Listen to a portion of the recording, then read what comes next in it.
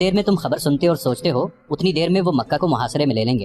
خالد نے کہا، حبل اور عزہ کی عظمت کی قسم، وہ پہاڑوں اور چٹانوں کو رونتے آ رہے ہیں۔ اگر وہ کراؤ الغنیم میں سے کسی اور رستے سے گزرے ہیں تو وہ انسان نہیں، کوئی پیادہ وہاں سے اتنی تیزی سے نہیں گزر سکتا جتنی تیزی سے وہ گزر آئے ہیں۔ خالد، ابو سفیان نے کہا، ذرا ٹھنڈے ہو کر سوچو، خدا کی قسم گھبراہٹ سے تمہاری آواز کانپ رہی ہے۔ ابو سفیان، خالد نے جل کر کہا، تم میں صرف یہ خوبی ہے کہ تم میرے قبیلے کے سردار ہو، میں تمہیں یہ بتا رہا ہوں کہ ان کے لیے مکہ کی اینٹ سے اینٹ بجا دینا کوئی مشکل نہیں۔ خالد نے دیکھا کہ اس کے دو ساتھی سالار اکرمہ اور صفوان قریب ہی کھڑے تھے۔ خالد نے ان سے کہا، آج بھول جاؤ کہ تمہارا سردار کون ہے، صرف یہ یاد رکھو کہ مکہ پر طوفان آ رہا ہے، اپنی آن کو بچاؤ، یہاں کھڑے ایک دوسرے کا منہ نہ دیکھو، اپنے شہر کو بچاؤ، اپنے دیوتاؤں کو بچاؤ۔ سارے شہر میں بھگدڑ بپا ہو گئی تھی۔ لڑنے والے لوگ برچیاں، تلواریں اور تیر کمان اٹھائے مکہ کے دفاع کو نکل آئے۔ عورتوں اور بچوں کو ایسے بڑے مکانوں میں منتقل کیا جانے لگا جو قلعوں جیسے تھے۔ جوان عورتیں بھی لڑنے کے لیے تیار ہو گئیں۔ یہ ان کے شہر اور جان و مال کا ہی نہیں، ان کے مذہب کا بھی مسئلہ تھا۔ یہ دو نظریوں کی ٹکر تھی، لیکن خالد اسے اپنے ذاتی وقار کا اور اپنے خاندانی وقار کا بھی مسئلہ سمجھتا تھا۔ اس کا خاندان جنگ و جدل کے لیے مشہور تھا، اس کے باپ کو لوگ عسکری قائد کہا کرتے تھے۔ خالد اپنے خاندان کے نام اور خاندانی روایات کو زندہ رکھنے کی سرتوڑ کوشش کر رہا تھا۔ اس نے ابو سفیان کو نظر انداز کر دیا، اکرمہ اور صفوان کو ساتھ لیا اور ایسی چالیں سوچ لی جس سے وہ مسلمانوں کو شہر سے دور رکھ سکتا تھا۔ اس نے سواروں کی کچھ تعداد اس کام کے لیے منتخب کر لی کہ یہ سوار شہر سے دور چلے جائیں اور مسلمان اگر محاصرہ کر لیں تو یہ گھڑ سوار عقب سے محاصرے پر حملہ کر دیں، مگر وہاں جم کر لڑے نہیں بلکہ محاصرے میں کہیں شگاف ڈال کر بھاگ جائیں۔ شہر میں افراتفری اور لڑنے والوں کی بھاگ دوڑ اور للکار میں چند ایک عورتوں کی مترنم آوازیں سنائی دینے لگیں۔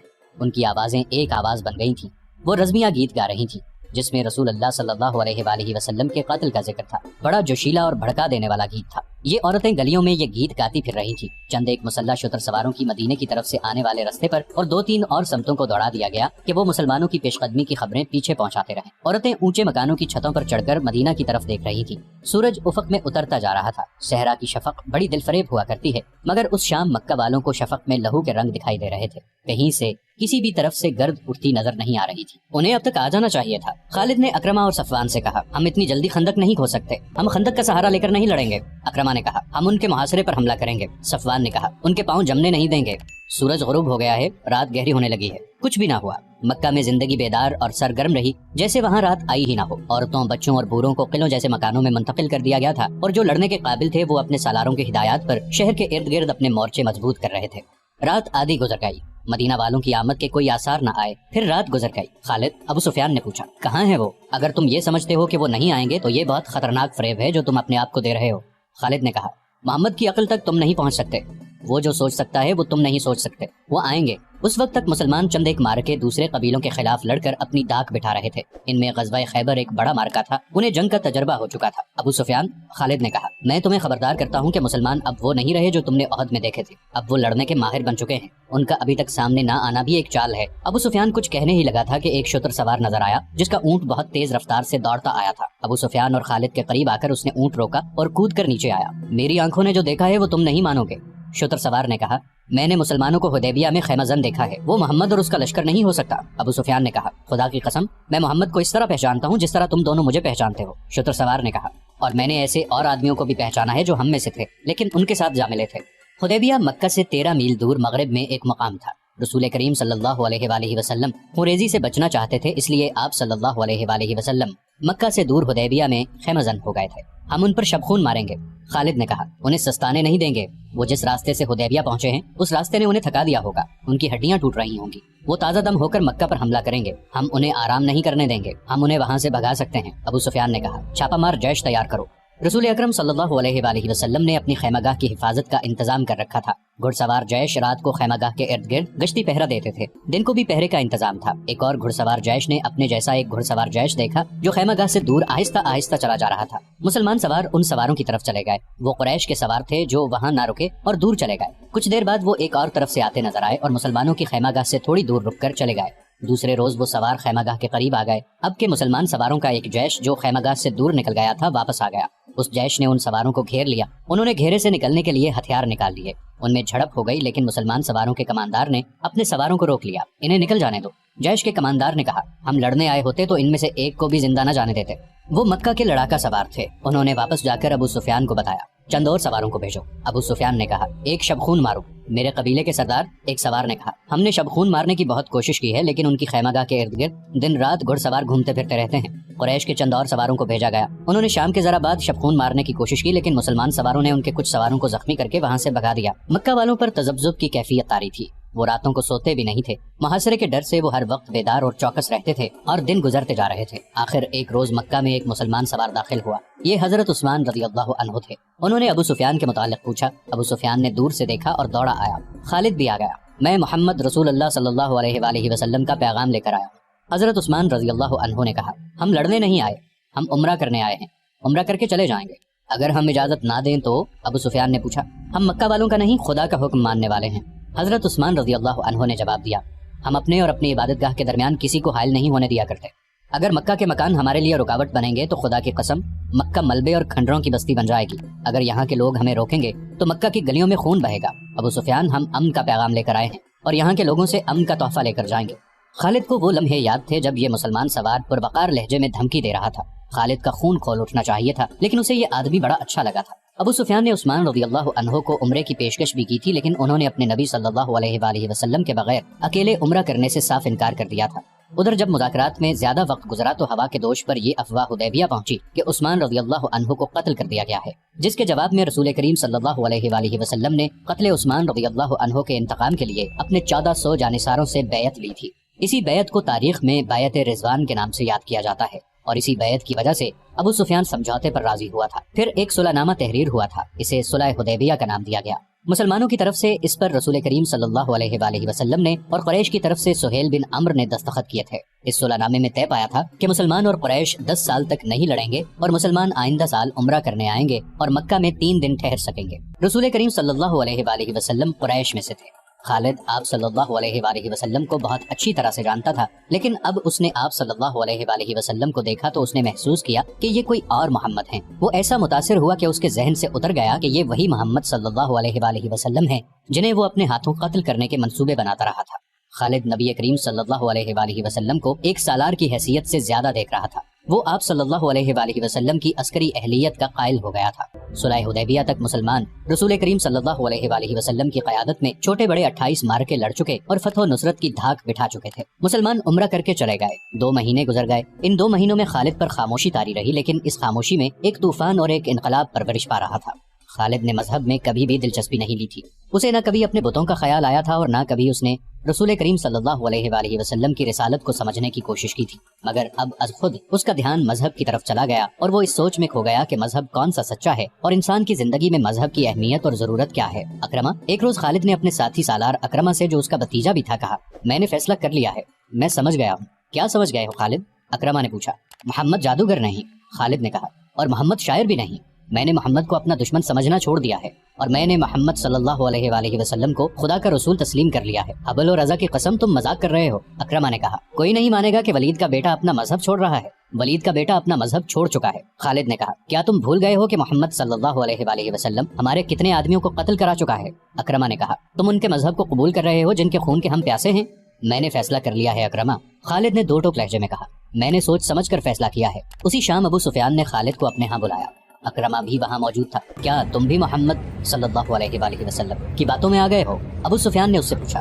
تم نے ٹھیک سنا ہے ابو سفیان، خالد نے کہا، محمد صلی اللہ علیہ وآلہ وسلم کی باتیں ہی کچھ ایسی ہیں۔ مشہور مورخ واقدی نے لکھا ہے کہ ابو سفیان قبیلے کا سردار تھا، اس نے خالد کا فیصلہ بدلنے کے لیے اسے قتل کی دھمکی دی۔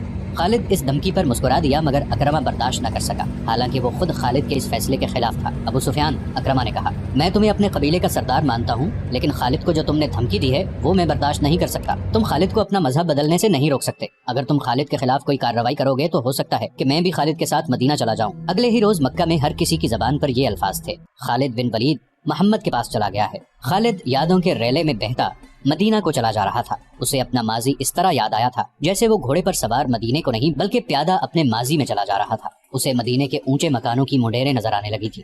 خالد، اسے کسی نے پکارا لیکن اسے گزرے ہوئے وقت کی آواز سمجھ کر اس نے نظر انداز کر دیا۔ اسے گھوڑوں کے ٹاپ سنائی دیے، تب اس نے دیکھا 2 گھوڑے اپنی طرف آتے دکھائی دیے۔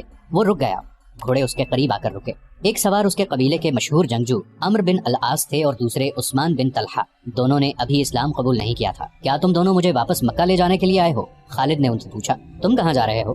عمرو بن عاص نے پوچھا۔ اور تم دونوں کہاں جا رہے ہو؟ خالد نے پوچھا۔ خدا کی قسم ہم تمہیں بتائیں گے تو تم خوش نہیں ہوگے، عثمان بن طلحہ نے کہا۔ ہم مدینہ جا رہے ہیں، بات پوری کرو عثمان، عمرو بن عاص نے کہا۔ خالد، ہم محمد صلی اللہ علیہ وآلہ وسلم کا مذہب قبول کرنے جا رہے ہیں، ہم نے محمد صلی اللہ علیہ وآلہ وسلم کو خدا کا سچا نبی مان لیا ہے، پھر ہم ایک ہی منزل کے مسافر ہیں۔ خالد نے کہا، آؤ اکٹھے چلیں۔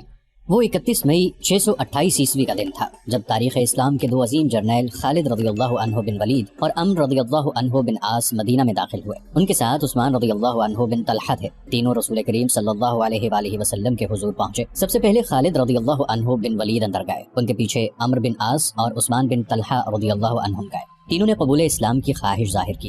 رسول اللہ صلی اللہ علیہ وآلہ وسلم اٹھ کھڑے ہوئے اور تینوں کو باری باری گلے لگایا۔ شہیدوں کو دل سے اتار دیں، ذہن سے ان کا نام و نشان مٹا دیں، ان کی یادوں کو شراب میں ڈبو دیں۔ اس زمین پر جو خدا نے ہمیں شہیدوں کے صدقے عطا کی ہے، بادشاہ بن کر گردن اکڑا لیں اور کہیں کہ میں ہوں اس زمین کا شہنشاہ۔ شہیدوں کے نام پر مٹی ڈال دیں، کسی شہید کی کہیں قبر نظر آئے تو اسے زمین سے ملا دیں، مگر زندگی کے ہر موڑ اور ہر دوراہے پر آپ کو شہید کھڑے نظر آئیں گے۔ آپ کے ذہن کے کسی گوشے سے شہید اٹھیں گے اور شراب اور شہنشاہیت کا نشہ اتار دیں گے۔ جس نے تخت و تاج کے نشے میں شہیدوں سے بے وفائی کی، وہ شاہ سے گدا اور ذلیل و خوار ہوا، کیونکہ اس نے قرآن کے اس فرمان کی حکم عدولی کی کہ شہید زندہ ہیں، انہیں مردہ مت کہو۔ عرب کے ملک اردن میں گمنام سا ایک مقام ہے جس کا نام موتا ہے۔ اس کے قریب سے گزر جانے والوں کو بھی شاید پتہ نہ چلتا ہوگا کہ وہاں ایک بستی ہے۔ اس کی حیثیت چھوٹے سے ایک گاؤں سے بڑھ کر اور کچھ بھی نہیں، لیکن شہیدوں نے اردن کے بادشاہ کو اپنی موجودگی کا اور اپنی زندگی کا جو انہیں اللہ تعالیٰ نے عطا کی ہے احساس دلا دیا ہے۔ وہ جس مارکے میں شہید ہوئے تھے وہ 13.5 صدیاں پہلے اس مقام پر لڑا گیا تھا، پھر یہ مقام گزرتے زمانے کی اڑتی ریت میں دبتا چلا گیا۔ کچھ عرصے سے موتا کے رہنے والے ایک عجیب صورتحال سے دوچار ہونے لگے۔ آج بھی وہاں چلے جائیں اور وہاں رہنے والوں سے پوچھیں تو وہ بتائیں گے کہ ان میں سے کوئی نہ کوئی آدمی رات کو خواب میں دیکھتا ہے کہ 13.5 صدیاں پہلے کے مجاہدین اسلام چل پھر رہے ہیں۔ کفار کا ایک لشکر آتا ہے اور مجاہدین اس کے مقابلے میں جم جاتے ہیں۔ ان کی تعداد تھوڑی ہے اور لشکر کفار مانند سیلاب ہے۔ مارکا بڑا خونریز ہے۔ یہ خواب ایک دو آدمیوں نے نہیں، وہاں کے بہت سے آدمیوں نے دیکھا ہے، اور کسی نہ کسی کو یہ خواب ابھی تک نظر آتا ہے۔ یہ لوگ پڑھے لکھے نہیں، انہیں معلوم نہیں تھا کہ 13.5 صدیاں پہلے یہاں حق و باطل کا مارکا لڑا گیا تھا، مگر ان کے خوابوں میں شہید آنے لگے۔ یہ خبر اردن کے ایوانوں تک پہنچی، تب یاد آیا کہ یہ وہ موتا ہے جہاں مسلمانوں اور عیسائیوں کی ایک لڑائی ہوئی تھی۔ یہ عیسائی عرب کے باشندے تھے۔ شہیدوں نے اپنے زندہ ہونے کا ایسا احساس دلایا کہ اردن کی حکومت نے جنگ موتا اور اس کے جنگ کے شہیدوں کی یادگار کے طور پر ایک نہایت خوبصورت مسجد تعمیر کرنے کے احکام جاری کر دیے۔ مسجد کی تعمیر 1868 میں شروع ہوئی تھی۔ اس جنگ میں 3 سپہ سالار زید رضی اللہ عنہ بن حارثہ، جعفر رضی اللہ عنہ بن ابی طالب اور عبداللہ رضی اللہ عنہ بن رواحہ یکے بعد دیگرے شہید ہو گئے تھے۔ ان تینوں کی قبریں موتا سے تقریباً 2 میل دور ہیں، جو ابھی تک محفوظ ہیں۔ مدینہ میں آ کر خالد رضی اللہ عنہ بن ولید نے اسلام قبول کیا تو ان کی ذات میں عظیم انقلاب آیا۔ 3 مہینے گزر گئے تھے۔